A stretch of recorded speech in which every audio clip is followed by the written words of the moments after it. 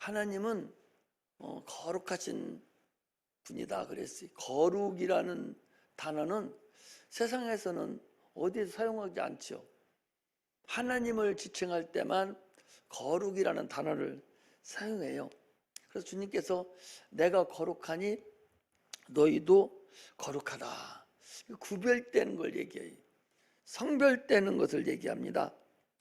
하나님이 거룩하다는 얘기는 모든 신들이 많이 있는데 하나님 같은 신은 없다. 그 말씀이죠. 베드로전서 1장 16절에도 내가 거룩하니 너희도 거룩해라. 거룩해야만이 주님을 만난다는 거죠. 고린도후서 6장 17절에서 18절에도 보니까 너희는 저희 중에서 나와서 따로 있고 부정한 것을 만지지 말라. 내가 너희를 영접하여 너희 아버지가 되고 너희는 내 자녀가 되리라 그랬어요. 세상에서도 자기가 있는 곳에서 거룩을 유지를 해라 그런 말씀입니다. 거룩만 우리가 유지가 된다면 뭐 걱정할 거 없어요. 그러나 거룩을 유지를 못하기 때문에 수시로 우리는 넘어지고 계속적으로 쓰러집니다. 인류는 에덴에서부터 하나님 말씀에 불순종함으로 실패했어요. 거룩이 상실된 겁니다. 그래서 사도 바울도 그랬어요. 내가 행한 것이 없는데 예수 피로 우리가 내 허물의 가려움을 받고 내 죄가 덮어지면 그게 참 행복하다 그랬거든요. 그러므로 우리는 예수 그리스도로 인해서 거룩을 유지를 해야 되지 수시로 내 마음속에 계속적으로 들어와서 거룩을 유지를 하지를 못합니다. 그래서 주님께서도 그랬죠. 너희가 분을 내도 해가 지도록 내지 말라. 이거 거룩을 계속 유지하라는 거예요. 너가 시험을 당해도 해가 지도록 시험 당하지 말고 바로 거룩을 다시 유지해서 돌아 나와야 되는데 오늘 많은 성도 시험 한번 당하면 마르고 닳도록 한 달이고 두 달이고 뭐 1년이고 2년이고 어떤 사람 죽을 때까지 그 시험 가지고 살다가 그냥 죽어버려요. 그게 얼마나 어리석습니까? 그 거룩을 유지를 못하기 때문에 그래요. 악한 마귀는 계속적으로 거룩을 유지하지 못하게 합니다. 그러므로 바로 성별함을 받아서 예수 피를 쫓아내고 거룩함을 받는 그런 은혜가 임하시기를 주의 이름으로 축복합니다. 아담이 거룩을 상실하고 범죄함으로 인해서 영원한 죄인이 돼버린 거예요. 인류는 영원한 지옥 가게 된 자들입니다. 그래서 창세기 3장 23절에 보니까 에덴에서 쫓아낸 거예요. 거기 들어갈 수 있는 것이 아니에요. 우리가 천국에 들어가는 자들은 거룩이 있는 자, 성별된 자, 예수 피로 구별된 자만 들어가지 아무나 들어가는 것이 아니에요. 그래서 그들을 근본된 토지로 갈게 하라고 내쫓아버린 것입니다. 로마서 3장 10절에도 기록된 바 의인은 없나니 하나도 없다. 다 의인은 없습니다. 그러므로 오직 예수 그리스도 피로만 구원함을 얻어야만 된다는 사실을 아셔야 됩니다. 우리 신앙은 여기서부터 시작하는 거예요. 내가 죄인이다. 오늘 여기 베드로도 그랬죠. 나는 죄인으로서이다. 나를 떠나소서. 이렇게 우리가 어디서부터 시작됐느냐? 나는 죄인부터 시작돼서 그 죄인을 하나님이 나를 살려주셔서 내가 오늘날 있게 됐다. 나는 그 근본을 알기 시작해야 돼. 우리는 악한 마귀에게 소속돼 있던 근본이 거기에 있던 자들이. 그러므로 인해서 우리가 이제는 신앙을 시작할 때마다 우리가 기도를 할 때마다 우리가 주님 만나고 우리가 대화를 할 때마다 항상 내가 시작된 것이 어딘가? 나는 근본 죄인에서부터 시작되고 의인이 아니었었는데 예수 그리스도 피로만 내가 구원을 얻은 자다라고 스스로가 나는 죄인으로서이다 라고 고백하면서 주님을 만나는 그런 은혜가 임하시기를 주의 이름으로 축복합니다. 그 죄인을 해결하는 방법이 뭐냐? 레위기 17장에 보니까 피는 생명과 일체라. 피가 죄를 속하느니라. 그러니 이 죄를 해결하는 방법은 피가 있어야 죄를 해결할 수 있는 거예요. 피 흘림이 없으면 결단코 우리 죄는 해결되지 않습니다. 그래서 아까 우리 찬양 드린 대로 그가 오신 이유가, 예수 그리스도가 오신 이유가 피 흘리시기 위해서, 인류를 구원하시기 위해서 오신 분이 바로 우리 구주 예수 그리스도입니다. 구약의 율법은 짐승들이 피를 흘렸어요. 그 짐승의 피는 우리 인간의 영혼을 구원할 수가 없습니다. 왜? 짐승이 영혼도 없는 것들이 그 피를 가지고 어떻게 우리를 구원합니까? 그래서 짐승의 피는 우리 육체를 살려줬어요. 육체를 구원을 받았어요. 구약 사람들, 이스라엘 백성은 짐승의 피를 흘려서 육체가 구원을 받았습니다. 이제는 우리 영혼의 구원은 짐승의 피로 되는 것이 아니라 오직 예수 그리스도의 피로만 구원에 이루어지는 거예요. 그래서 주님이 십자가에 못 박혀 죽으시기 위해서 이 땅에 오셨습니다. 온 인류에게 기쁜 소식이 전해진 것이 바로 예수님이 오신 이유입니다. 그 이유가 피 흘리기 위해서 이 땅에 오셨다는 사실을 아셔야 됩니다. 이 세상의 모든 인류는 첫 아담에 속해 있어요. 그래서 누구든지 다 예수의 피 흘림이 없으면 그 죄가 자기에게 돌아가서 영원한 멸망의 나락으로 떨어질 수밖에 없는데, 예수님이 오셔서 십자가에 못 박혀 죽으심으로 인해서 우리를 구원의 천국으로 우리를 인도했다는 사실을 아시기를 주의 이름으로 축복합니다. 할렐루야. 오늘 본문은요, 예수님께서 베드로를, 제자들을 부르는 그 사건이에요. 그 중에 이제 베드로를 부른 사건이죠. 제자들을 왜 불렀냐? 자기 원하는 자들을 부르셨다겠어요. 자기 원하지 않는 자를 부른 것이 아니라 원하는 자들을 불렀다고 마가복음 3장 13절에서 19절에 보니까 주님이 원하는 자들을 부르시되 자기와 함께 있게 하려고, 예수님과 함께 있게 하려고 불러주시고, 두 번째는 그들에게 권세를 줘서 전도도 하고 귀신을 쫓는 권세를 주시려고 제자를 불렀다라고 주님이 말씀을 하고 계시는 거예요.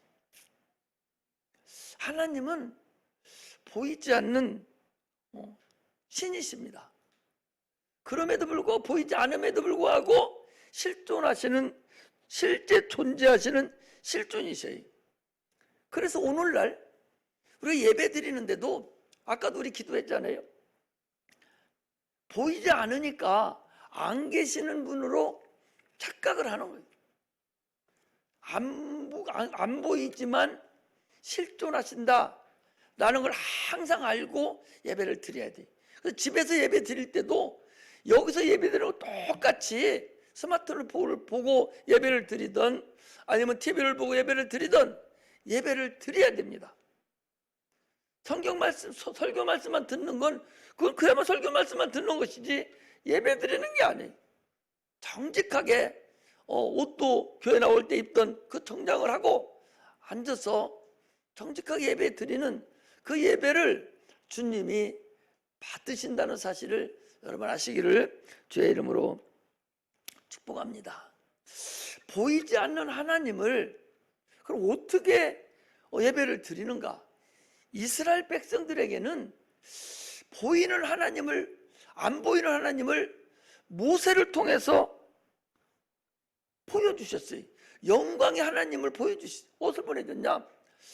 그들이 애굽에서 430년을 살았는데 430년 살면서 오직 아는 것은 애굽의 바로왕만 아는 거예요.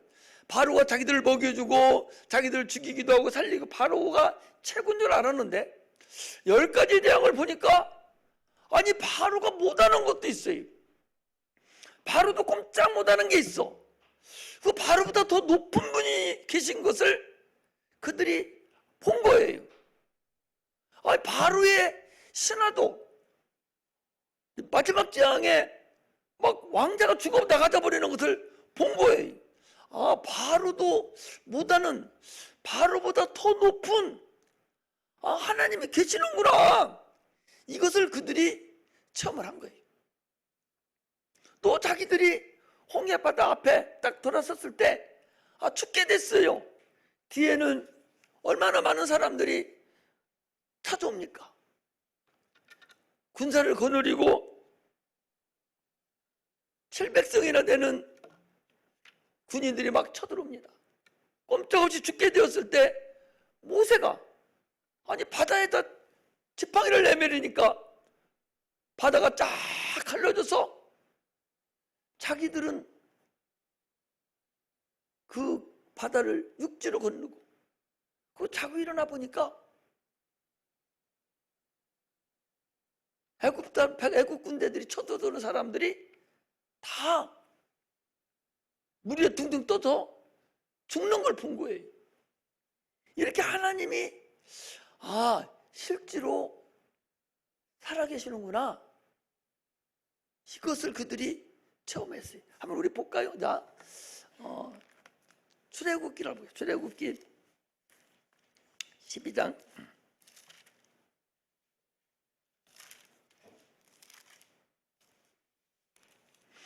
14장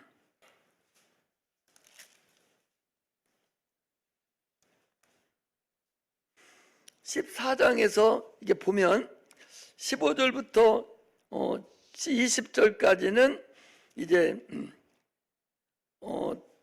바다가 갈라지는 것이고 21절에서 25절까지는 그 육지를 이제 건너가는 거고 뒤에서 저들이 쳐들어오는 겁니다. 그리고 26절부터 읽겠습니다. 여호와께서 모세에게 이르시되 네 손을 바다 위로 내어 밀어 물이 애굽 사람들과 그 병거들과 마병들 위에 다시 흐르게 하라 하시니 모세가 곧 손을 바다 위로 내어 밀매 새벽에 미쳐 바다의 그 세력이 회복된지라.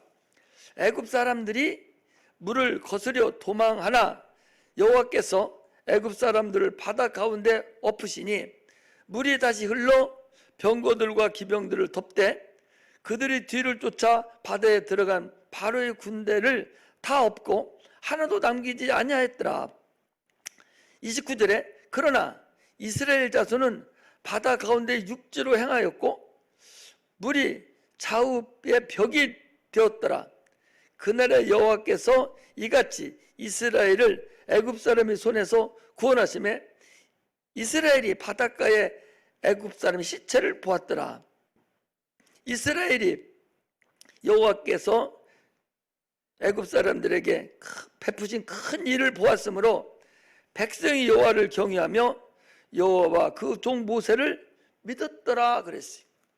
실질적으로 이스라엘 백성들이 하나님이 엄청난 분임을 체험한 거예요.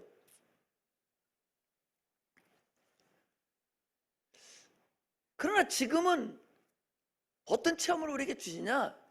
지금은 예수 그리스도를 통해서 하나님의 아들을 통해서 이스라엘 백성만 하는 것이 아니라 온 인류를 대상으로 하나님이 살아계시고 하나님 나의 아버지 되심을 예수를 통해서 우리에게 체험하게 하시고 증거하게 하시고 우리가 하나님의 자녀가 되게 되는 것을 증거하게 하는 그런 은혜가 우리에게 있다는 사실을 우리가 아셔야 됩니다.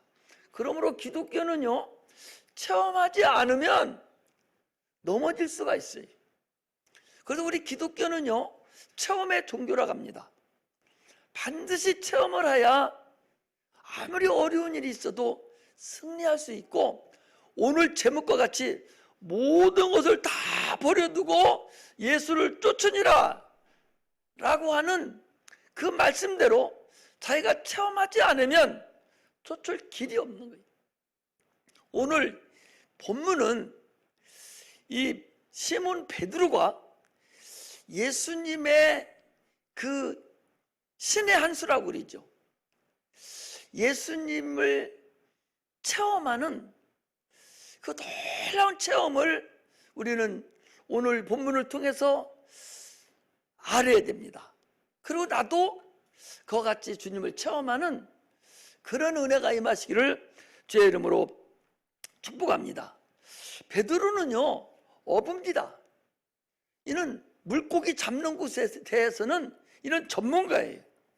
그리고 예수님은 목수의 아들이에요. 목수도 아니요, 목수의 아들이. 그야말로 공부하는 사람이죠. 연수생이죠. 그런 예수님께서 지금 제자를 부르시는 그 과정을 오늘 본문에다가 적어놨어요. 주님께서 베드로를 부를 때 그냥 저거 첫 번째 불렀으니까 너는 수제자다, 그런 차원에서 이 베드로가 수제자가 됐다는 사실이 아닙니다. 주님이 제자를 찾을 때는, 오늘날에도 직분을 받는 자를 찾을 때는 말씀을 들은 자 중에서 주님이 찾으시지, 전혀 말씀도 듣지 않은 자들 중에서 베드로를 고기 잡는 사람을 데려다가 너는 내 제자가 되라, 너는 사람을 낳는 어부가 되겠리라, 그렇게 하지 않았다는 것을 알 수가 있어요. 예수님께서요, 베드로의 시몬의 배에 올라타셔서 베드로의 배에 타서 조금 육지에서 뛰게 좀 해라 해놓고 그 배를 강단 삼아서 하나님 말씀을 전했습니다. 그 하나님 말씀을 전할 때에 베드로 자기 배니까 물론 자기는 그물을 길으면서 좀 정리하면서 아마 예수님께서 말씀하시는 말씀을 아마 들었을 거예요. 그럼 밤에 맞도록 고기를 잡으려고 했지만 한 마리도 못 잡고 지금 그냥 올라와서 허전한 생각에서 지금 그물을 다시 또 내리려고 그물을 깁고 그물을 정리하는 그런 과정에 있으면서도 하나님 말씀을 들었어요. 그래서 주님께서 베드로가 그 어부인데 그 어부에게 얘기를 하는 거예요. 깊은 곳에 가서 그물을 던지라. 이게 신의 한 수예요. 아니, 고기 잡는 법을, 목수의 아들이 고기 잡는 법을 어부한테, 그것도 잔뼈가 구른 어부에게 고기 잡는 법을 가르쳐 준다는 것이, 이게 과연 신의 한 수가 되겠는가? 이게 말이 되겠는가? 깊은 곳, 낮은 곳, 이건 큰 의미가 없는 거예요. 그 반대개념이죠. 낮과 밤에 고기 잡는 것이 다르다고 하더라도 그건 큰 의미가 없어요. 아마도 베드로가 하나님의 말씀, 예수님의 말씀을 듣지 않고 갑자기 올라와가지고 야, 너 고기 못 잡았어? 깊은 곳에 그물을 던져. 그랬으면 베드로가 저 양반이 지금 정신이 있는 사람이 없는 사람이요, 아마 이랬을지도 몰라요. 그런데 베드로는 지금 그물을 스치면서 예수님이 말씀을 전해 들었단 말이에요. 뭔가가 그분에게 은혜 받을 만한, 구원 얻을 만한 뭔가가, 베드로가 마음이 동요된 게, 은혜를 받은 것이 있은 거죠. 그래서 베드로는 야, 깊은 곳에 가서 그물을 내려 하는 소리를, 주님의 말씀을, 아마 주님의 말씀을 하나님의 말씀으로 듣고 내가 밤이 맞도록 내가 그물을 던졌지만 내가 잡은 것이 없지만 내가 말씀에 순종해서, 거기다 보니까 말씀에 의지해서 내가 그물을 내리겠나이다 라고 아마 그랬어요. 그물을 이 베드로가 던질 때는 자기의 경험도, 자기의 지식도, 자기의 체면도, 아니 어부가, 그것도 전문가인 어부가, 잔뼈를 군 어부가, 목수의 아들, 새파란 목수의 아들이 와서 그물을 내리라 하는데 그거 따라서 한다는 것이 그게 얼마나 체면 구기는 일이. 자기 거 다 버려버리고 아마 예수님에게 그 말씀을 듣는 중에 뭔가가 그에게 끌리는 것이 있었다는 거죠. 그래서 베드로는 그 말씀에 순종을 한 거예요. 그래서 고기를 많이 잡았다. 찢어질도록 많이 잡았다. 그래서 옆에 사람 불러서 들어 올렸다는 거예요. 그런데 여러분 생각해 보셔봐. 그물을 던져서 고기를 많이도 잡을 수 있고 못 잡을 수도 있어요. 그렇지 않겠어요? 우연찮게 그물을 한번 던졌더니 고기가 모여서 그물이 많이 고기가 잡힐 수도 있어요.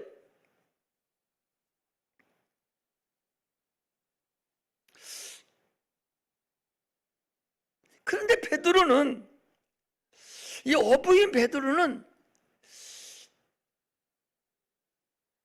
무언가를 체험한 거야. 예수님에 대해서 우연하게 많이 잡힌 것이 아니라 저분한테 뭔가가 그 신의 한 수가 있구나. 저분이 신이 아니면 이런 일은 불가능하구나 하는 뭔가가 그가 체험한 것이 있다는 사실을 우리는 알아야 됩니다. 하나님이요, 예수님이 모세를, 이 베드로를 부를 때는 그냥 아무것도 없는 맹탕을 갖다가 불러서 지금 그물을 던지라고 그리고 이렇게 한 것이 아니라는 사실을 알아야 돼. 우리 사도행전 14장 9절 한번 잠깐 보겠습니다.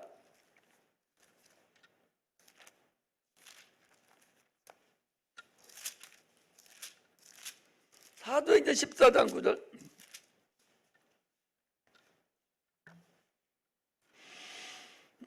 8절부터 보면은 이렇게 나와 있어요.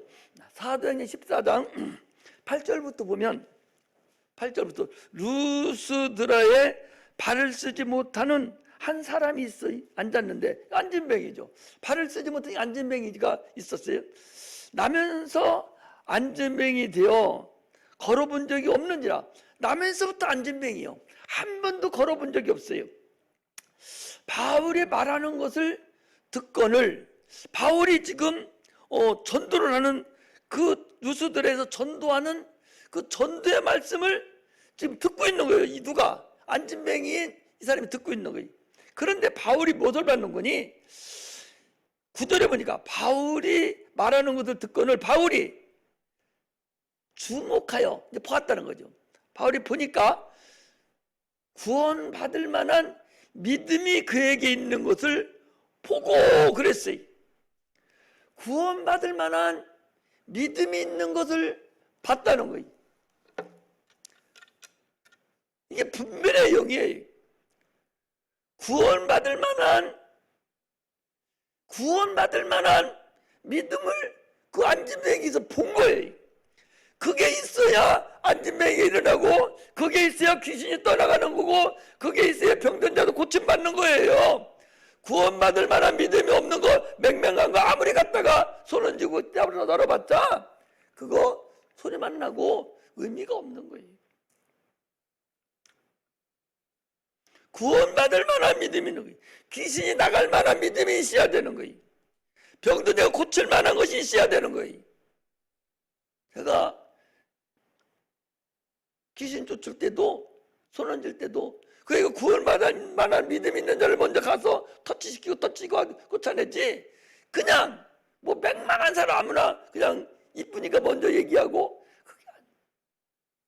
구원받을 만한 믿음이 있는 자, 그 자를 택해서 안진뱅이를 일어나라 하니까 일어난 거예요.